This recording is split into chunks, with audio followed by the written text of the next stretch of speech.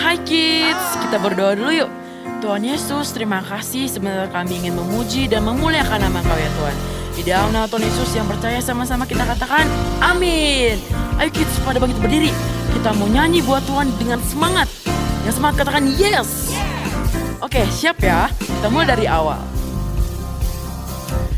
Yesus pokok dan kitalah caranya, tinggallah di dalamnya. Good. Yesus pokok dan kitalah caranya, tinggallah di dalamnya. Yesus pokok dan kitalah caranya, tinggallah di dalamnya. Pastilah kau akan berbuah bagus. Yesus cintaku, ku cinta kau, kau cinta dia. Yesus cintaku, ku cinta kau, kau cinta dia. Good job kids, kita mau mulai laguin dari awal lagi ya, dengan penuh lebih semangat lagi. Supaya pada gerak ya, gak boleh ada yang lemes. Siap. Siap-siap ya.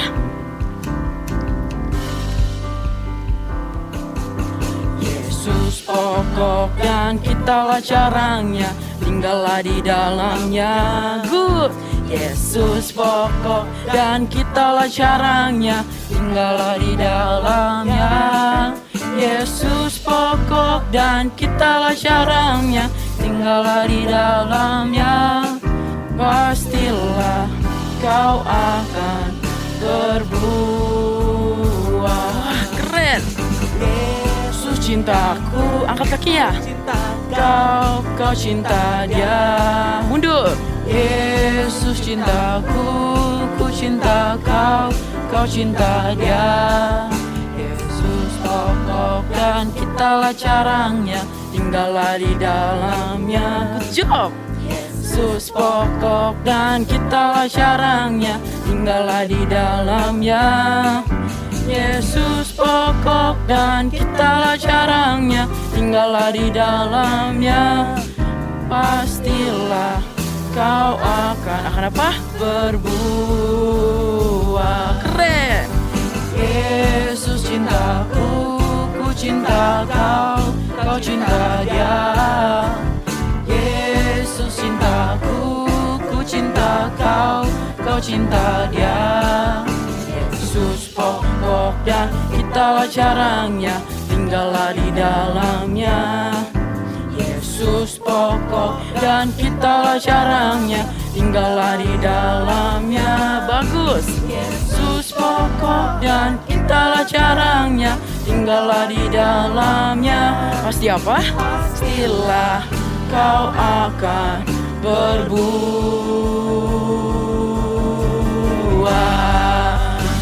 Wow, beri tepuk tangan buat Tuhan Yesus. Keren kids. Wow, keren banget deh adik-adik. Tadi udah semangat banget ya. Kita percaya Tuhan Yesus itu memang selalu dekat saat kita juga mau mendekat sama Tuhan. Yuk saat ini kakak mau ajak adik-adik semua untuk kita sama-sama menyembah Tuhan. Tutup matamu, angkat tanganmu. Tuhan, ini setiap kami rindu sama Engkau Tuhan. Yuk adik-adik angkat pujian ini dari hatimu. Tuhan, aku rindu. Ayo keluarin suaramu adik-adik, bilang Tuhan, aku siap. Penuhi aku dengan roh-Mu. Ku rindu lawatan-Mu. Tuhan, aku rindu. Panggil Tuhan, aku siap. Tuhan, aku siap. Penuhi kami Tuhan. Penuhi aku dengan roh-Mu. Ku rindu lawatan-Mu. Mari angkat tanganmu adik-adik. Ku rindukan Kau hadir di sini saat ini Tuhan. Ku rindu rindukan Roh-Mu mengurapi saat ini, Yesus. Tuhan, ini setiap kami. Ayo adik-adik katakan dengan sungguh, Tuhan aku rindu. Ayo jangan takut, bilang Tuhan kami siap. Tuhan aku siap. Penuhi hati kami Tuhan. Penuhi aku dengan Roh-Mu. Ku rindu lawatan-Mu. Ku rindukan Kau hadir di sini saat ini, Tuhan. Bila ku rindukan Roh-Mu mengurapi saat ini, Yesus. Sambil angkat tanganmu, katakan ku rindukan Tuhan. Ku rindukan Kau hadir di sini saat ini, Tuhan. Oh, ku rindukan Roh-Mu mengurapi saat ini, Yesus. Panggil Dia Yesus. Kami rindukan Engkau, Tuhan. Jamah kami dengan Roh-Mu. Haleluya.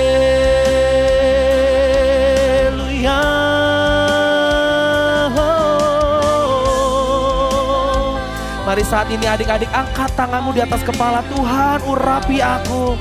Bilang, Tuhan urapi aku saat ini.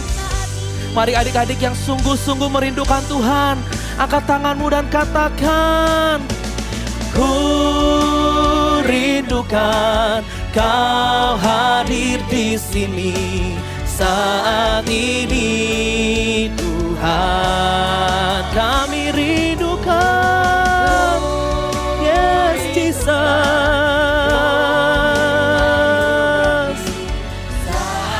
Jesus, ini kami. Mari sekali lagi dengan lebih sungguh-sungguh katakan, oh ku rindukan Kau hadir di sini saat ini, Tuhan. Ku rindukan Roh-Mu mengurapi saat ini, Yesus. Saat ini, Yesus. Saat ini, Yesus. Penuhi kami dengan Roh-Mu ya Tuhan. Juga kalau sebentar kami mau dengar firman-Mu, biar Roh-Mu Tuhan yang mengajar kami akan kebenaran firman-Mu. In Jesus name, haleluya. Amin. Hai kids, Postman Erwin mau nanya, apa sih yang kalian bayangkan jika Postman menyebutkan mahkota? Jubah, mempunyai rakyat yang banyak, dan memimpin. Coba tebak, kira-kira ciri-ciri siapa ya itu? Ya betul adik-adik, yang kakak sebutin tadi itu merupakan sebagai contoh dari ciri seorang raja. Kayaknya enak ya kalau jadi raja itu punya istana yang megah, bisa memerintah, mau apa-apa tinggal nyuruh. Tapi bisa nggak ya memerintah dengan seenaknya kayak begitu? Nah, hari ini kakak akan menjelaskan apa itu artinya raja. Yuk semuanya duduk yang manis ya. Setelah Salomo meninggal, kerajaan Israel digantikan oleh anaknya yang bernama Rehabeam. Rehabeam diangkat jadi raja ketika dia berumur 41 tahun. Lalu datanglah Yerobeam dan rakyatnya Israel yang melarikan diri ke Mesir saat pemerintahan Raja Salomo. Yerobeam dan teman-temannya meminta keringanan pengampunan dari Raja Israel yang baru itu, yaitu Raja Rehabeam. Raja Rehabeam meminta saran tentang hal tersebut kepada para tua-tua sebagai penasehat yang sudah ada sejak Salomo menjadi raja di Israel. Para tua-tua tersebut memberi saran supaya Raja Rehabeam berbuat baik kepada semua rakyatnya dan berkata sopan, supaya semua rakyat Israel mendukung pemerintahan Raja Rehabeam. Tetapi ternyata Raja Rehabeam meminta saran juga kepada teman-temannya yang seumuran dengan dia, yang belum punya pengalaman. Teman-temannya itu memberi saran kepada Yerobeam supaya orang Israel tersebut diberi hukuman yang lebih berat, yaitu menghajar mereka dengan cambuk yang berduri besi. Wah, adik-adik, ternyata Raja Rehabeam malah mengikuti saran yang gak baik, yaitu saran teman-temannya. Dia mencambuk Yerobeam dan rakyat Israel yang memohon pengampunan kepada mereka. Sehingga hal ini menyebabkan sebagian besar rakyat Israel menjadi marah. Karena hal tersebut akhirnya membuat orang-orang Israel meninggalkan Rehabeam, bukan malahan mendukung pemerintahan Raja Rehabeam, seperti yang diharapkan para tua-tua yang memberi nasihat. Selain itu, orang-orang Israel tersebut mengangkat Yerobeam menjadi raja mereka. Hanya suku Yehuda dan Benyamin saja yang tetap tunduk kepada Raja Rehabeam yang merupakan keturunan Raja Daud. Adik-adik, sebenarnya hal ini terjadi karena memang rancangan Tuhan. Sebagai hukuman karena Salomo berbuat dosa, yakni jatuh dalam penyembahan berhala. Sehingga Tuhan membuat anaknya Raja Salomo, yaitu Raja Rehabeam, hanya didukung oleh 2 suku Israel. Sisanya 10 suku mendukung Yerobeam untuk menjadi raja. Sehingga Israel terpecah menjadi 2 kerajaan. Rehabeam kembali ke Yerusalem. Dia mengumpulkan 180.000 orang untuk membawa kembali kerajaan Israel ke dalam tahtanya lagi. Ketika Rehabeam ingin berperang untuk melawan Yerobeam karena ingin mempertahankan tahtanya atas seluruh Israel, Tuhan mencegah dengan berfirman melalui Nabi Semaya. Akhirnya Rehabeam tidak melanjutkan rencananya. Karena kali ini dia mau mendengarkan perkataan Tuhan melalui Nabi Semaya. Nah, adik-adik, bulan ini kita belajar menjadi imamat yang rajani. Minggu lalu, kita sudah belajar dari Postman Agnes tentang bagaimana menjadi imam yang berdoa untuk jiwa-jiwa yang belum mengenal Tuhan Yesus. Nah, sekarang Postman Erwin mau jelasin bagaimana tugas kita sebagai raja dalam imamat yang rajani. Adik-adik, menjadi raja itu gampang nggak sih? Raja itu mempunyai kuasa untuk memerintah. Tapi, jadi seorang raja harus memiliki sikap yang bijaksana, adil, dapat dipercaya, disiplin, dan dapat diandalkan.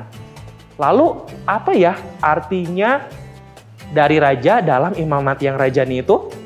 Apakah kita harus punya istana atau kerajaan seperti raja-raja di kisah Alkitab? No, adik-adik. Kita dipilih sama Tuhan bukan sebagai raja yang mempunyai istana, tapi kita mempunyai otoritas atau kuasa sebagai pemimpin yang memimpin orang-orang untuk mengenal Tuhan Yesus dan menyembah Tuhan Yesus. Caranya yaitu dengan memberi teladan yang baik lewat cara hidup kita setiap hari. Kita bisa belajar juga dari beberapa tokoh raja yang ada di Alkitab. Lewat Raja Daud, kita bisa mencontoh bagaimana dia begitu mengasihi Tuhan. Dia suka menyembah Tuhan dan merupakan raja yang cepat bertobat saat dia melakukan dosa di hadapan Tuhan. Selain itu, kita juga bisa belajar menjadi seorang raja yang bijaksana, seperti Raja Salomo. Kita harus bisa membedakan mana yang benar, mana yang salah. Kita bisa berdoa untuk meminta hikmat kepada Tuhan seperti Raja Salomo.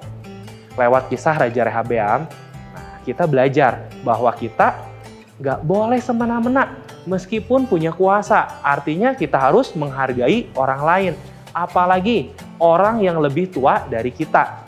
Raja harus mau belajar dan mengikuti nasihat yang baik.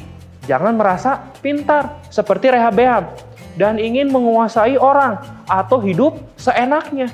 Akhirnya 10 suku dari bangsa Israel atau rakyatnya dan mengikuti Yerobeam, pegawai ayahnya. Padahal waktu itu penasihat-penasihat tua Rehabeam sudah diingatkan agar dapat mengambil hati rakyatnya dengan rela menjadi pelayan mereka. Melayani bukan dilayani. Inilah konsep raja yang Tuhan inginkan ajarkan kepada bangsa Israel. Konsep raja dalam rancangan Tuhan adalah pelayan bagi umat Tuhan. Mereka adalah gembala yang merawat para dombanya dengan setia. Mereka adalah orang-orang yang mau menjadi yang terkecil karena mereka setelah diangkat menjadi yang terbesar. Konsep ini dimiliki oleh Raja Daud.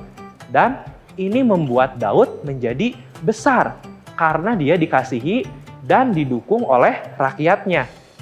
Jika Rehabeam ingin rakyat yang loyal dan rela berjuang bersama dengan dia, maka Rehabeam harus menabur dulu sebelum menuai. Raja harus mau mendengar nasihat.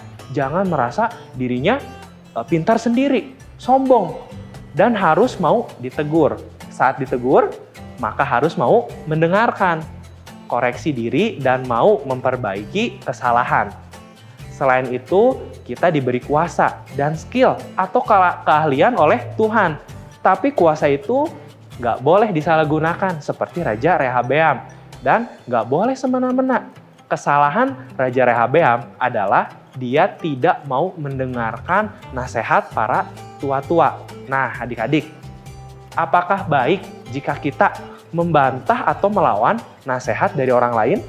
Misalnya nih, papa mama kasih nasihat, yakin mau langsung dibantah? Nanti kayak Raja Rehabeam deh. Atau mau kita mendengar dulu? Karena nasihat dari orang yang lebih tua dari kita itu baik untuk kita dengar ya adik-adik. Nah adik-adik, jangan sampai membantah atau melawan nasihat dan perintah orang tua kita dan juga guru di sekolah yang mengajar kalian ya. Selain itu, adik-adik harus mau terus belajar. Juga salah satunya dengan cara menerima nasihat-nasihat. Misalnya, kalian yang berlatih olahraga, pelatih atau guru les kalian akan kasih arahan apa yang baik untuk dilakukan. Benar nggak? Kenapa sih? Karena terkadang kita yang masih pemula nggak tahu mana caranya yang terbaik, cara yang paling ampuh untuk menjadi maksimal dalam skill kita. Jadi kita harus mau dengar-dengaran nasihat ya adik-adik. Lewat keahlian kalian, kalian bisa menjadi penuai jiwa-jiwa yang belum mengenal Tuhan. Tapi adik-adik gak boleh sombong ya. Justru kalian harus bisa menjadi teladan. Jadi anak Tuhan yang rendah hati, yang mau menolong teman-teman kalian yang mengalami kesulitan. Seperti halnya dalam firman Tuhan di 1 Petrus 5 ayat 3. Firman Tuhan berkata, janganlah kamu berbuat seolah-olah kamu mau memerintah atas mereka yang dipercayakan kepadamu. Tetapi hendaklah kamu menjadi teladan bagi kawanan domba itu. Nah, mungkin kalian pernah ditunjuk sebagai pemimpin. Misalnya ketua kelas atau ketua kelompok belajar. Dan kalian diberi tanggung jawab untuk membimbing. Jadilah teladan atau pemimpin yang baik ya adik-adik. Lakukan semua tugasmu dengan baik dan penuh tanggung jawab. Jika kita melakukan semua tugas kita dengan baik, kita bisa bersaksi menceritakan kebaikan Tuhan dan memuliakan Tuhan. Siap ya adik-adik? Kita akan mengantarkan kabar baik itu dengan benar karena kita sudah diberi kuasa dan otoritas dari Tuhan melalui talenta atau kemampuan yang sudah kita latih dan kembangkan. yang Tuhan kasih lewat hidup kita. Yuk kita sama-sama bersatu dalam doa untuk firman Tuhan hari ini. Tuhan Yesus, terima kasih Tuhan buat firman yang sudah kami lihat dan kami dengar hari ini Bapa. Kami diingatkan kembali Tuhan, kami punya kuasa, kami punya otoritas yang Tuhan berikan lewat talenta dan kemampuan dan skill yang kita miliki Tuhan. Kita mau kembangkan itu Tuhan, dan kami mau semua yang kami miliki itu menjadi teladan bagi orang-orang yang ada di dekat kita Tuhan, dan kami mau menjadi berkat, jadi teladan buat orang-orang di sekitar kita, agar orang-orang yang belum percaya sama Tuhan boleh melihat hidup kita dan bertobat Tuhan, dan kita menjadi contoh yang baik. Terima kasih Tuhan, di dalam nama Tuhan Yesus kami sudah berdoa dan mengucap syukur. Haleluya, amin. You've got mail. 1 Petrus 5 ayat 3. Janganlah kamu berbuat seolah-olah kamu mau memerintah atas mereka yang dipercayakan kepadamu, tetapi hendaklah kamu menjadi teladan bagi kawanan domba itu. Shalom parents, minggu lalu kita sudah belajar bagaimana pentingnya anak memiliki pengetahuan dan mengenal Tuhan. Mereka mengerti tujuan Tuhan menciptakan dan betapa anak dikasihi oleh Tuhan. Ada dua hal lain yang perlu kita ajarkan agar anak-anak memiliki identitas yang kuat di dalam Tuhan. Poin yang keempat, kita diberi kemampuan untuk saling mengasihi seperti yang tertulis di dalam 1 Yohanes 4 ayat yang ke-11. Saudara-saudaraku yang kekasih, jikalau Allah sedemikian mengasihi kita, maka haruslah kita juga saling mengasihi. Ketika anak-anak mengetahui dan belajar betapa Yesus mengasihi mereka, menerima dan menghargai mereka sebagaimana mereka dirancang, sebagai tanggapan untuk hal ini kita bisa mendorong anak-anak agar dapat mengasihi orang lain. Mengasihi adalah panggilan yang Yesus berikan kepada kita semua. Anak-anak dapat melakukannya dengan sukacita, sebagaimana Yesus telah memampukan setiap kita. Dengan demikian, anak akan mengetahui bahwa mereka tidak harus melakukan sesuatu untuk dikasihi. Poin yang kelima, tidak takut pada pendapat manusia. Kita ingin anak-anak tahu bahwa mereka tidak perlu takut melangkah keluar dalam panggilan ketika Yesus meminta mereka untuk bertindak. Mereka bisa merasa aman dan terlindungi, mengetahui bahwa di dalam kasih-Nya tidak ada rasa takut. Mereka dapat mengetahui bahwa pikiran dan persepsi orang lain tentang mereka tidak ada hubungannya dan tidak bisa mempengaruhi kehidupan anak-anak kita. Anak-anak tidak perlu takut ditolak oleh orang lain. Mereka bisa menjadi siapa yang Tuhan telah rancang dan ciptakan. Kita sebagai orang tua dapat menunjukkan hal ini kepada anak-anak kita melalui teladan untuk tidak takut kepada manusia, tetapi hanya kepada Tuhan yang tercermin di dalam keputusan kita.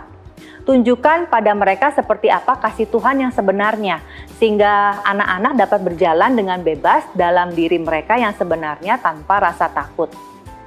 Pada saat kita menumbuhkan keyakinan identitas anak-anak di dalam Tuhan, praktek praktisnya bisa dengan cara-cara seperti berikut.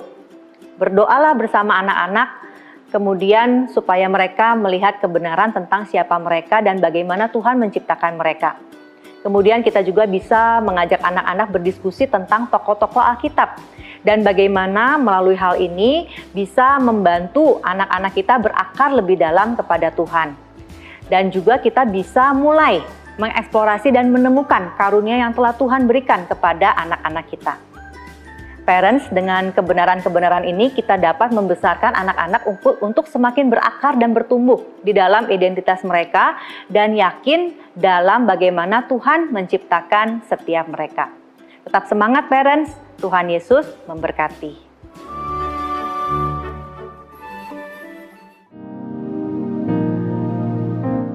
Tuhan Yesus, terima kasih sudah memberi kuasa otoritas kepada kami lewat Roh Kudus-Mu.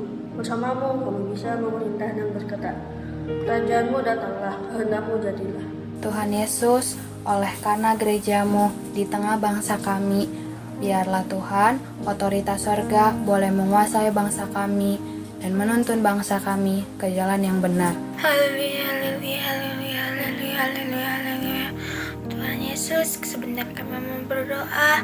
Tuhan Yesus, Kau yang memberikan kuasa otoritas kepada Opa Niko dan kami semua yang ada di bawah pimpinan Opa.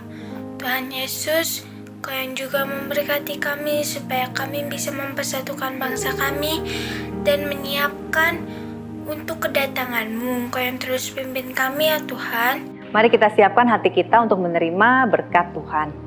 Demikianlah firman Tuhan. Tuhan memberkati dan melindungi engkau. Tuhan menyinari engkau dengan wajahnya dan memberikan kasih karunia. Tuhan mengarahkan wajahnya kepadamu dan memberikan damai sejahtera. Terimalah semua berkat yang terbaik ini hanya di dalam nama Tuhan Yesus Kristus. Amin.